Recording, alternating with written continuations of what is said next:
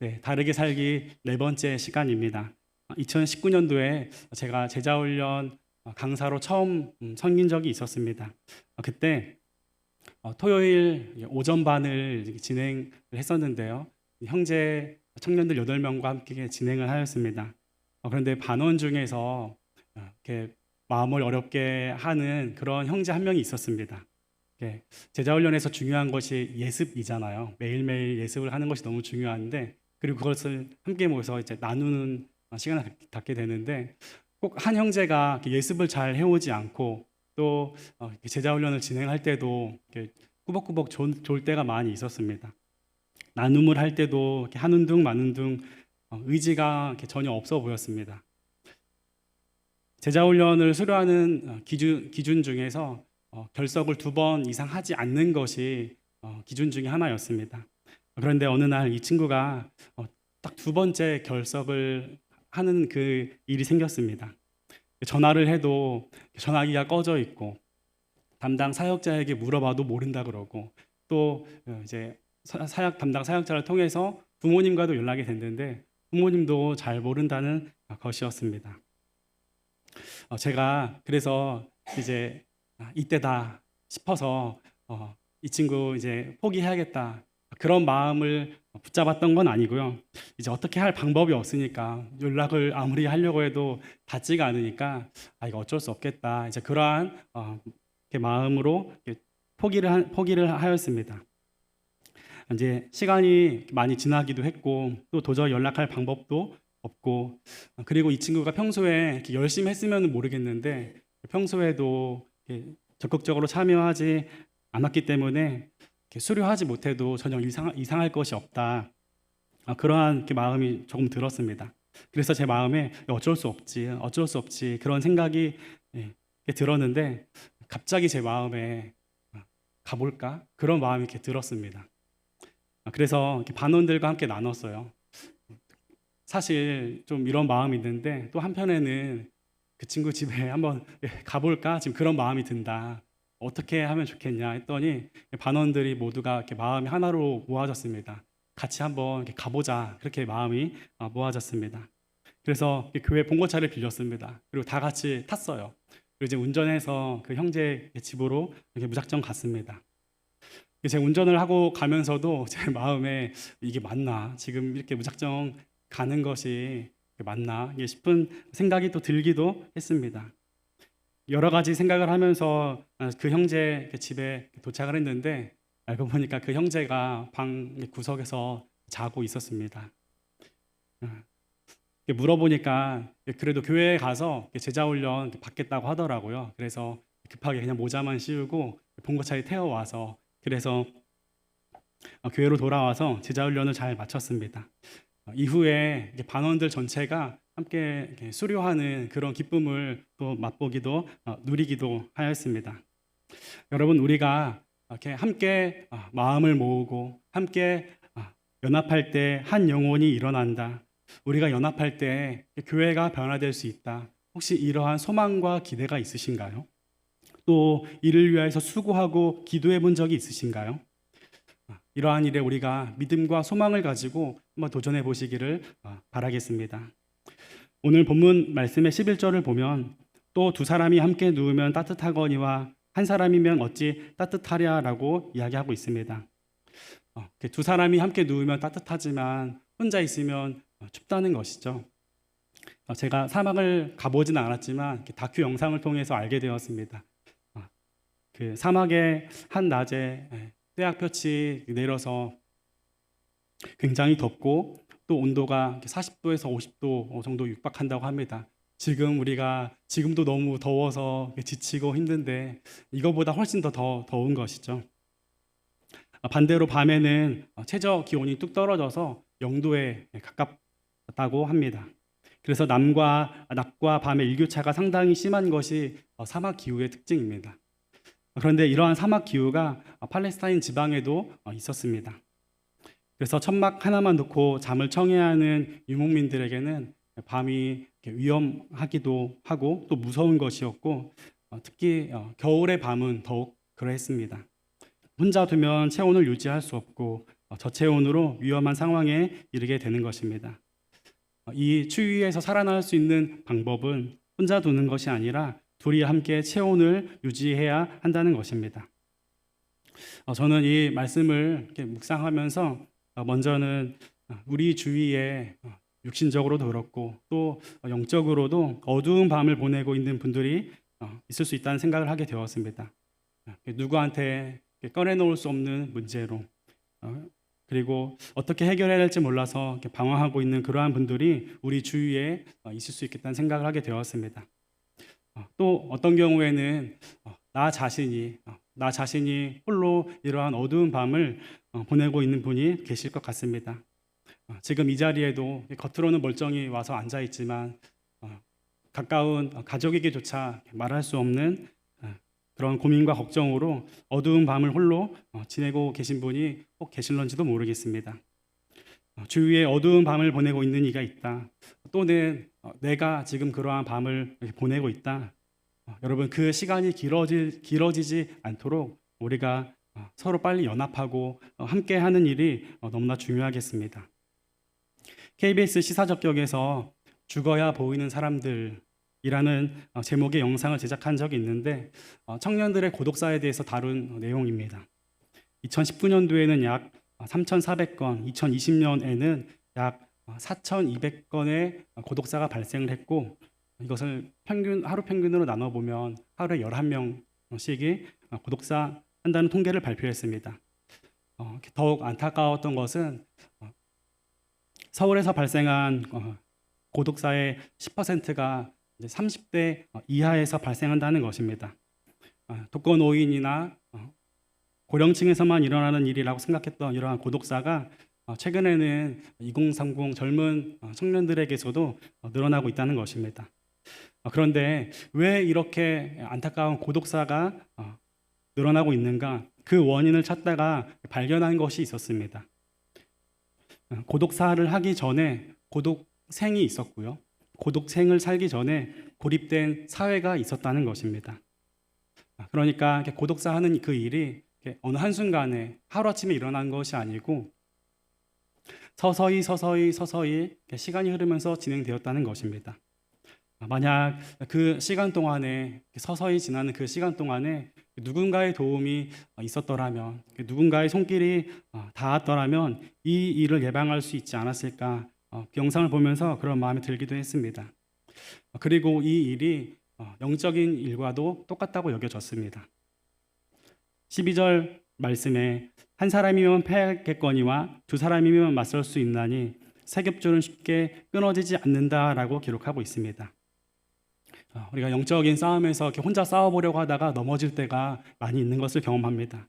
마주하는 삶의 여러 문제들을 또 나 혼자서 해결해 보려고 하다가 잘 풀릴 때도 있지만 또 덜어는 더 이전보다 꼬여지는 그러한 경험을 할 때도 있습니다. 그러나 사단의 공격에도 이기고 끝이 보이지 않는 어려움도 이길 수 있는 통로가 바로 공동체인 것입니다. 공동체를 통하여서 우리가 사단의 유혹도 이길 수 있고요. 또 믿음도 지키며 추운 어두운 밤도 우리가 견딜 수 있는 것입니다. 그러나 우리가 공동체에서 실제로 경험하는 것은 그러지 못할 때가 종종 있다는 것입니다. 우리는 저마다 이렇게 원하고 바라고 또 이렇게 꿈을 꾸는 어떤 그런 공동체의 모습이 있습니다. 그래서 내가 속한 공동체는 좀 이랬으면 좋겠다. 내가 속한 뭐 교회나 가정 어떤 그런 공동체는 또 이랬으면 좋겠다. 나름대로의 그런 마음이 다들 있습니다. 여러분께서는 어떠한 공동체를 원하시나요? 우리가 원하고 바라는 공동체의 모습은 있지만 실제로 그것을 경험하기는 어려울 때가 있는데 여러 가지 이유가 있겠죠. 그런데 그 중에 중요한 이유가 꺾어지지 않는 나의 옛 자아 때문에 그렇다는 것을 우리가 알아야 하겠습니다. 청년 시절에 제가 다녔던 교회에서 선교를 위한 바자회를 진행했습니다. 바자회를 한다고 하면은 늘 여선교회에서만 진행을 했었는데요.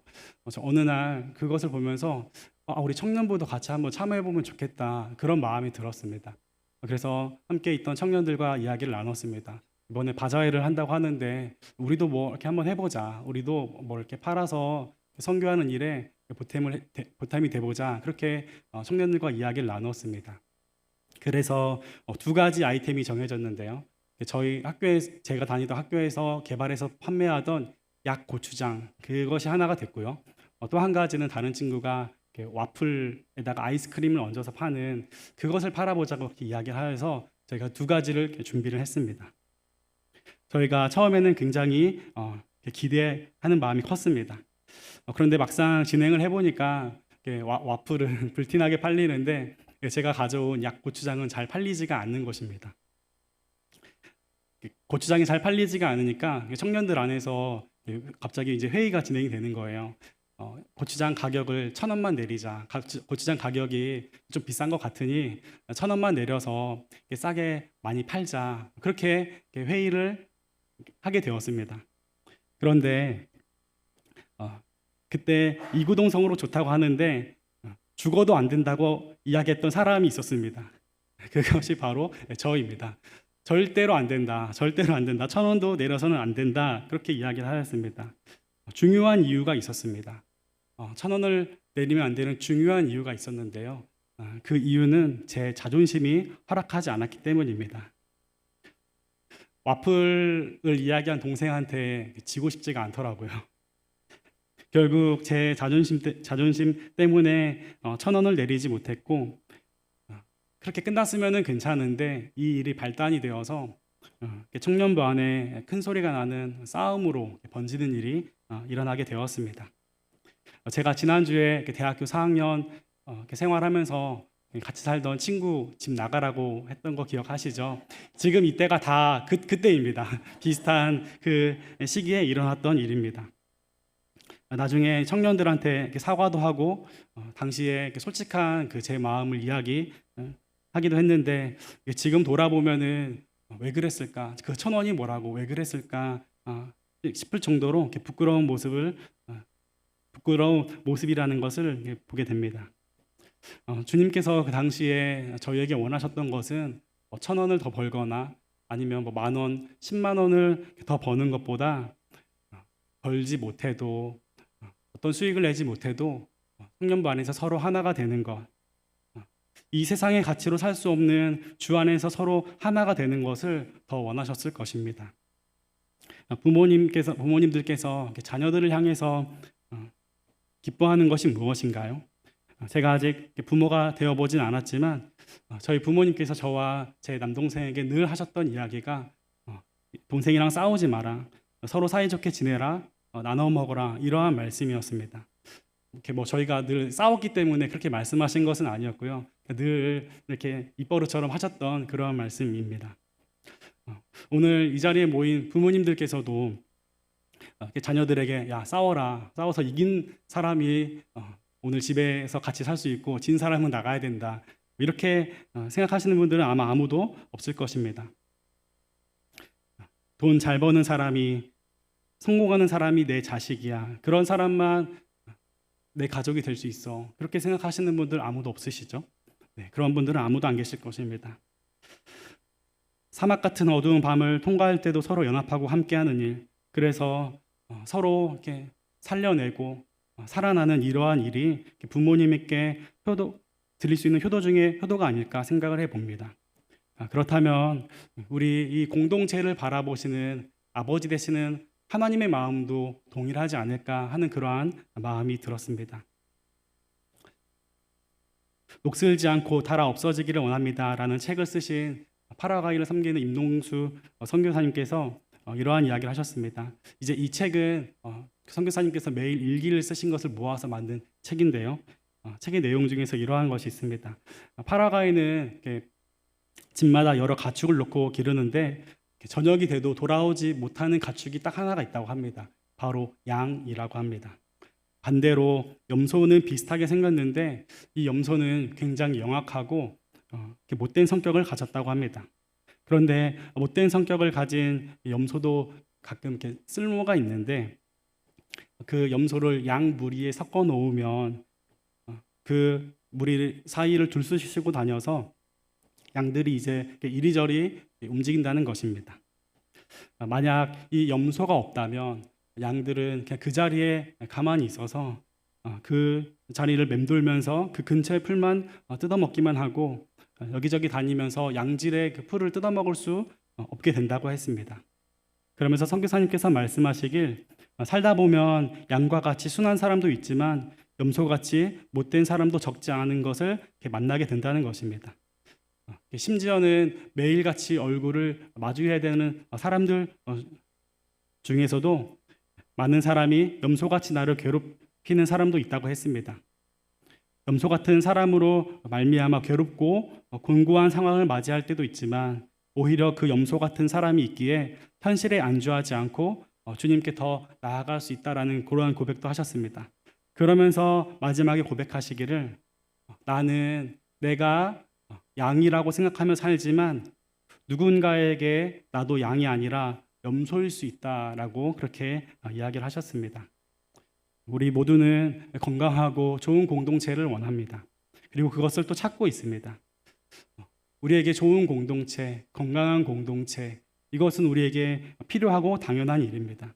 그러나 그동안 건강하고 좋은 공동체를 찾지 못했다는 이유, 여전히 불평하고 불만이 있는 이유가 꺾어지지 않는 나의 자아 때문에 그런 것은 아닌지, 내가 양이라고 믿고 있었지만 실제로는 염소처럼 다니고 있었던 것은 아닌지를 우리가 되돌아보면 좋겠습니다. 공동체 안에서 나의 뜻이 꺾어지는 일을 경험할 때가 있는데요. 그것은 나에게 굉장한 복이고 또 그러한 경험은 굉장히 중요한 일입니다. 나의 뜻이 꺾어지는 그 일이 공동체가 아니면 경험할 수 없기 때문에 그렇습니다. 자칫 염소인데 스스로 양인 줄 알고 평생을 살아가게 되는 것입니다. 우리가 원하고 바라는 공동체의 모습은 있지만 실제로 그것을 경험하기 어려운 또 다른 이유는 눈에 보이는 그 상황과 현실을 그대로 품어버리는 것 때문입니다. 우리가 나름대로 이렇게 노력을 합니다. 그 상황을 어떠한 관계를 고쳐보기 위해서 나름대로 시도도 해보고 여러 가지 방법도 써보고 또 다들 기도 한 번씩 해보셨죠? 근데 그러다가 안 되면은 할 만큼 해봤어. 잘 안 되네. 저 사람은 변하지 않아. 이 마음을 품고 고착화시키면 정말 어려운 상황으로 빠져들게 된다는 것입니다. 우리 안에 하다가 도저히 안 될 것 같을 때 아무런 기대와 소망이 없는 것, 이것이 정말 큰 문제라고 여겨졌습니다. 그런데 골로새서 3장은 이렇게 이야기합니다. 누가 누구에게 불만이 있거든 서로 용납하여 피차 용서하되 주께서 너희를 용서하신 것 같이 너희도 그러하라라고 이야기하고 있습니다. 예수님께서 우리를 보시면서 이제 할 만큼 했는데 안 되네. 이제 포기해야겠다. 예수님께서는 그렇게 말하지 않으셨고요. 우리의 모든 연약함과 죄를 또 허물을 다 아시면서도 우리를 용서해 주셨습니다. 또 우리를 사랑으로 품어 주셨습니다. 우리가 어떤 사람의 모습과 행동 그것만 바라보지 말고 우리를 용서하신 주님을 바라볼 수 있어야 하겠습니다. 예수님께서는 변하지 않는 우리를 위해서 십자가에서 죽기까지 하셨습니다. 우리가 다 그 사랑을 받았습니다. 그러니 주께서 우리를 용서하신 것 같이 우리도 그렇게 할 수 있기를 원합니다. 그렇다면 우리는 어떻게 둘이 되어 맞서고 또 끊어지지 않는 이 세 겹줄이 될 수 있는 것일까요? 그것은 우리의 삶뿐만 아니라 우리 공동체의 주인이시며 또 우리 공동체를 가장 아름답고 가장 좋은 길로 인도하시는 예수님만 바라보는 것입니다. 어떠한 사람, 어떠한 환경, 눈에 보이는 그것을 바라보는 것이 아니라 우리와 함께 하시는 예수님을 바라보는 것입니다. 제가 아주 잠깐이지만 합창단 활동을 했던 적이 있습니다. 한 번은 이제 교향악단과 연주를 하게 되었는데요. 그때 많은 것을 배우게 되었습니다. 리허설을 할 때는 각자 이렇게 연습을 하기 때문에 여기저기서 굉장히 시끄러운 소리가 많이 납니다. 각자 막 발성 연습도 하고 악기 소리를 이렇게 내니까 막 정신이 없고 막 이렇게 시끄럽습니다. 저는 전문가가 아니기 때문에 그런 경험을 자주 하는 것이 아니잖아요. 굉장히 이렇게 시끄러운 그런 기억이 있습니다. 그런데 연주가 시작이 되면 완전히 달라집니다. 이렇게 지휘자가 들어오고요. 지휘자가 지휘를 시작하면 이전에는 그 시끄러웠던 소리랑은 전혀 비교할 수 없는 아름다운 하모니가 들려지게 됩니다. 그 전까지는 여기저기서 다양한 소리들이 들렸는데 지휘자의 지휘가 시작이 되니까 정말 아름다운 소리가 들렸습니다. 모두가 다르지만 모두가 하나가 되어서 아름다운 하모니를 이룰 수 있는 이유가 모두 지휘자를 바라봤기 때문이고요. 그 지휘자의 지휘를 잘 따랐기 때문입니다. 만약에 누군가가 지휘자의 지휘를 따르지 않고 잘났어요 라고 하면서 큰 소리를 내거나 마음대로 연주를 한다면, 마음대로 노래를 한다면 어떻게 될까요? 연주하는 이들이나 듣는 이들 모두에게 불편함을 주게 될 것입니다. 하모니가 깨지고 하나됨이 깨지는 것입니다. 우리 가정과 우리 교회의 지휘자가 누구시죠? 바로 예수님입니다.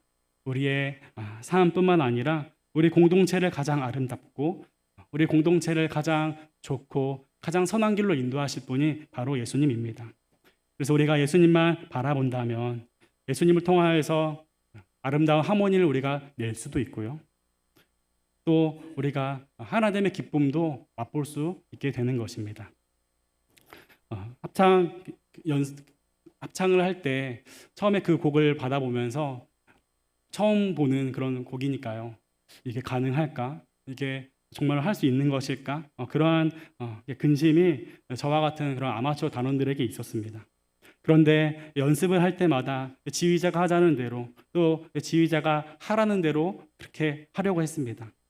한 번도 불러본 적 없는 박자와 리듬이었지만 그래서 처음에는 너무나 어색하고 이상하고 될까 싶은 그러한 걱정이 있었지만 연습을 계속 하다 보니까 되어지는 것을 경험하게 되었습니다. 내가 원하는 박자와 리듬이 아니더라도 예수님께서 말씀하시면 그렇게 꼭 한번 연습하고 도전해 보시기를 바라겠습니다. 마음을 여는 것, 내가 먼저 다가가는 것, 용서를 하는 것, 때로는 먼저 다가가서 용서를 구하는 것, 내가 원하는 박자와 리듬이 아니고 이러한 일들이 너무 어색하고 힘이 들기도 할 것입니다. 그러나 지휘자는 왕이다. 왕이신 예수님의 그 말씀에 꼭 따르시고 순종해 보시기를 바라겠습니다. 세계 역사상 유대인과 이방인, 남자와 여자, 종과 자유인이 대등한 자격으로 모인 최초의 기관이 바로 교회 공동체입니다. 관계를 가로막고 있던 모든 장벽이 다 무너졌습니다. 이제 하나 되지 못할 사이가 없고 오직 하나됨이 이루어진 것이 바로 교회입니다. 그리고 그것을 가능하게 하신 기초가 바로 예수님입니다. 예수님께서 우리에게 안 되는 거, 도저히 불가능한 거, 그것을 말씀하지 않으셨습니다. 가능한 것을 말씀하셨다는 것을 우리가 믿어야 하겠습니다. 우리 주 안에 있는 교회는 말씀에 근거하여서 하나의 비전과 5개의 핵심 가치를 가지고 있습니다. 첫째는 예배의 감격과 기쁨이 있는 공동체. 두 번째는 함께 울고 함께 웃는 사랑이 있는 공동체. 세 번째는 예수님의 사람을 세우는 훈련이 있는 공동체. 네 번째는 다음 세대와 믿음의 소통이 있는 공동체. 다섯 번째는 세상을 향한 섬김이 있는 공동체입니다. 여러분, 이러한 비전과 가치가 있다는 걸 알고 계셨나요? 우리 교회 홈페이지 가면 보실 수가 있습니다. 네. 우리 교회는 그래서 이러한 비전과 핵심 가치를 가지고 있는데요. 저는 이것을 보면서 내 상황과 눈에 보여지는 형편, 이러한 것을 보면서 가능할까? 그러한 마음이 들기도 했습니다. 아마 우리 중에서도 나의 어떤 상황과 또 우리의 어떤 형편, 상황 이런 것을 보면서 우리 교회가 이러한 공동체가 될 수 있을까? 그렇게 질문하실 분도 계실 수 있을 것 같습니다. 그래서 우리가 이 일을 이루실 수 있는 예수님을 함께 바라보기를 원합니다. 사실 주일 설교가 이제 한 번 더 남긴 했지만요. 오늘 설교를 준비하면서 가장 어려웠습니다. 내용도 그렇지만 이렇게 준비하면서 사실 이렇게 제가 공동체에 대해서 권면하고 도전할 수 있는 사람인가 좀 그렇게 생각을 하게 되었습니다. 저의 어떤 성격이나 성향, 저의 부족함 때문에 공동체가 바로 서는 그 일에 이렇게 걸림이 되는 것은 아닐까, 또 이렇게 막힘이 있는 것은 아닐까, 사실 그것을 이렇게 좀 생각해 보게 되었습니다. 그러나 제가 이렇게 말씀을 준비하면서 결단을 했습니다. 이렇게 부족하고 연약하지만 내가 그것을 하는 것이 아니라 이 아름다운 공동체를 이루실 예수님만 바라보자. 우리의 공동체를 세워가실 예수님만 바라보고 그 예수님의 말씀대로 따라가자. 그렇게 결단을 하였습니다. 이 일을 통하여서 고독한 밤을 보내는 이들과 함께하고 또 어떠한 유혹과 문제도 함께 맞서 나가며 승리하는 우리 주 안에 있는 교회 공동체가 되기를 간절히 바라겠습니다.